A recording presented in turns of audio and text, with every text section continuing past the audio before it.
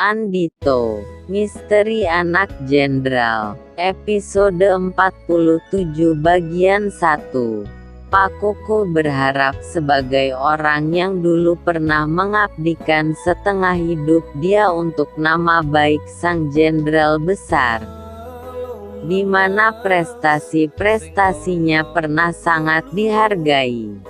Orang-orang jebolan Whiteko yang kini bekerja di pemerintahan ini mau melakukan suatu tindakan terhadap kantor bursa, atau paling tidak menyelamatkan aset apapun dari Has Limited yang masih tersisa. Dia sangat yakin karena merasa berdiri di dua kaki.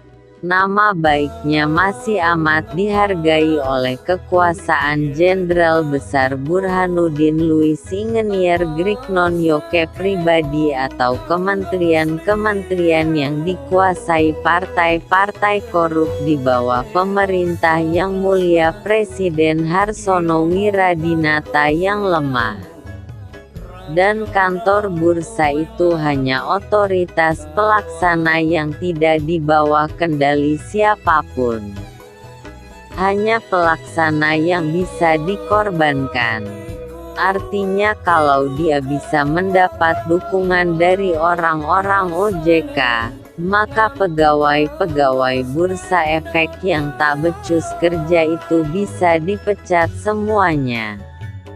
Anehnya Nyonya Jagadita Maheswara yang menjadi ketua para komisioner OJK tidak bergeming dan sangat tidak hormat pada mantan pejabat NSB ini. Yang dilakukannya sementara Jenderal Kuku berteriak-teriak pada anggota komisioner yang lain adalah mengangkat telepon, berbicara pada seseorang yang entah siapa dan menutupnya kembali dengan santai. 15 menit kemudian ketika Jenderal Kuku belum mengakhiri ceramah kemarahannya, serombongan anggota POM AD mendatangi kantor. Perwira POM itu adalah seorang pamen asal Makassar yang suka bicara keras, memberi hormat pada Nyonya Jagadita tapi tidak kepada Jenderal Kuku sendiri. Siang Nyonya Dita, saya mendapat perintah langsung dari Jenderal Burhanuddin Ingenier Grignon Yoke. Apa keributan itu ada di sini? Perwira POM AD bertanya. Ya, Pak Kuku ini terus saja menuntut agar dilakukan tindakan atas bursa efek sedang kami tidak punya otoritas untuk permintaannya, kata Nyonya Jagadita. Tidak ada otoritas bagaimana? Jelas bursa efek melakukan blunder. Bursa efek telah membuat kebangkrutan perusahaan yang bonafit. Bagaimana bursa negeri ini berjalan kalau orang-orang yang mengelola tidak becus? Pihak asing mempermainkan perusahaan-perusahaan kita seenaknya. Jenderal Kuku menuntut. Jatuh bangunnya perusahaan bukan urusan kita Jenderal.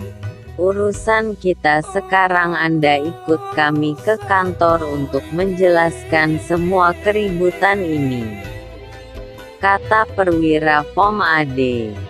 Saya membela orang-orang yang menderita karena kesalahan ini. Apa kalian tidak memandangku sebagai mantan agen NSB? Saya ini dulu agen setia Jenderal Besar kalian, kata Jenderal Kuku bangga. Saya juga membela tugas saya. Tugas saya sekarang mengamankan Anda yang telah membuat banyak orang susah. Mari silahkan Jenderal. Perwira POM AD itu memaksa. Bagaimana ini?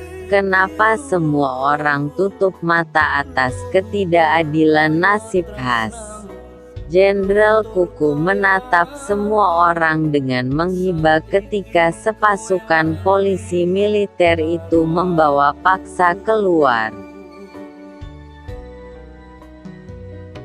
Subscribe dulu untuk berlangganan video di channel ini secara gratis dan tekan jempol ke atas jika kalian suka, oke?